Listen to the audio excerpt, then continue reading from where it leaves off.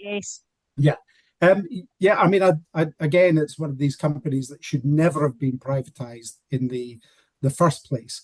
The Royal Mail and the network of posties that go out and go around our community perform an absolutely vital service for people across our communities.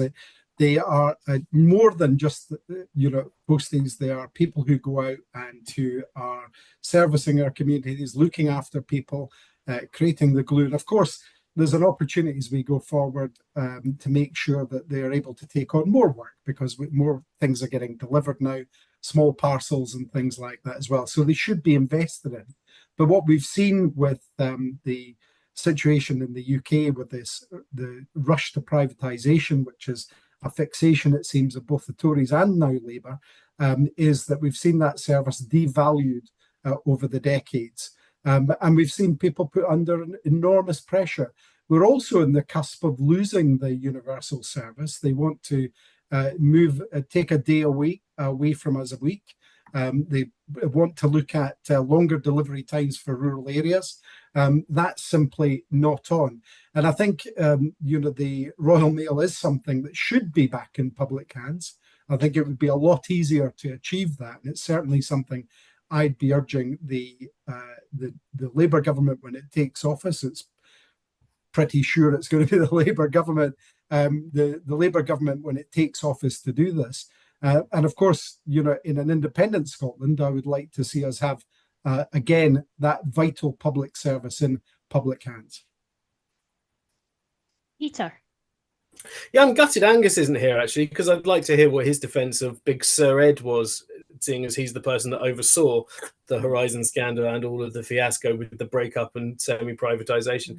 I mean, I'm sorry, it's very dull. I do agree with Drew. Like, the service that the Royal Mail gives to communities is incredibly important. I mean, the longer rural delivery times feels impossible. I'm not sure how you do that. Presumably, it's not like we get it, promptly as it is. I mean, you really have to go some to make it even worse. But I mean, the other thing is, of course, you didn't get those outrageous. Everybody in the Highlands will tell you their story of having to pay excess delivery charges because you went to a private company that did it.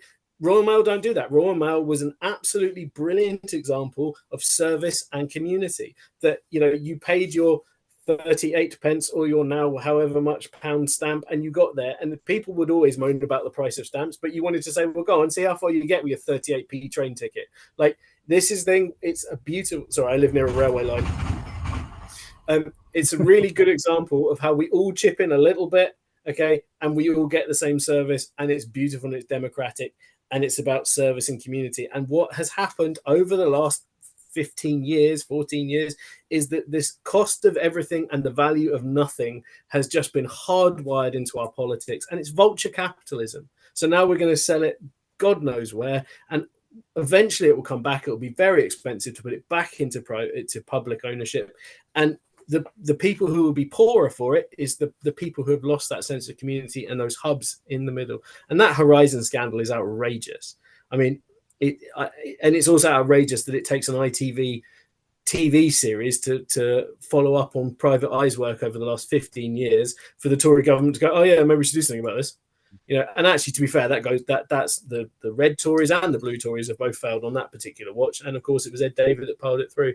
So yes, I would love to see Royal Mail renationalised. Thank you. Leave it alone. Rudy. No, I'm not for renationalising, but I think there's a really important point here, and it is that rural communities cannot be at a disadvantage. When this was put out into the private ownership, there was that element of this is fundamentally a public service. It's something that's it needs to deliver for everybody, and it needs to deliver fairly. So I think that's something that's a core principle that needs to be retained. I don't think we can start carving it up any further and making people pay more for less or paying more for the same. I think the way it currently operates is fine. I think there is a real issue with deliveries in the Highlands. I think that's not good enough, and I think that's something that Royal Mail do need to get better on. But I don't think nationalising is going to make any difference. We see a lot of things that are state run, and the level of inefficiency in the public sector at the moment is through the roof. And I think taking more things back in hand is just going to lead to exasperating some of these problems rather than making them better. We've seen what's happened when ScotRail has been nationalised. That's been a bit of a disaster, and it's not really improved the outcomes for service users. Can I just come back in? Yes, yes. Particularly on Peter, one of Rory's points as well. We've only seen ScotRail in public hands for about a year now, and we've managed in Scotland to avoid the rail strikes that have happened across the rest of the UK with the private companies there, by working with the unions and the people there. And people are seeing reduced fares because of peak fare reduction across Scotland just now. And I think it'll be really interesting to see the numbers of that when it comes forward. So I don't think that it's really on for Rory to be slagging off the ScotRail at this particular point when he doesn't have any evidence to do it. But to come back to Peter's point, this is the point I wanted to pick up, because it is something we should talk more about. There has been a big issue with delivery charges for people across the Highlands and Islands for a number of years. So even if you're on a main road, you're on a main artery, you have a railway station running next to you or whatever, and it's really easy to get parcels to you. You might not be living in an island or whatever, but even if you are, then you're going to be faced quite often with additional charges with it.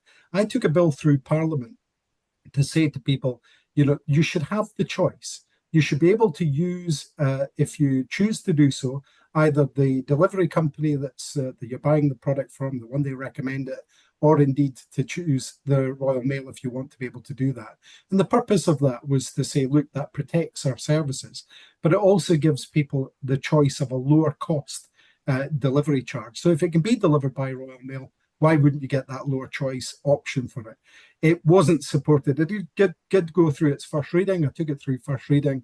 It wasn't supported by the Tories or the Labour Party at Parliament, and we didn't get anything done with that. But it is something we need to continue to work with, because again, along with the additional electricity charges that we pay here and other costs that we have for fuel and other things like that, we're often paying more in terms of the cost of living than people in other parts of the UK, just purely because of where we live.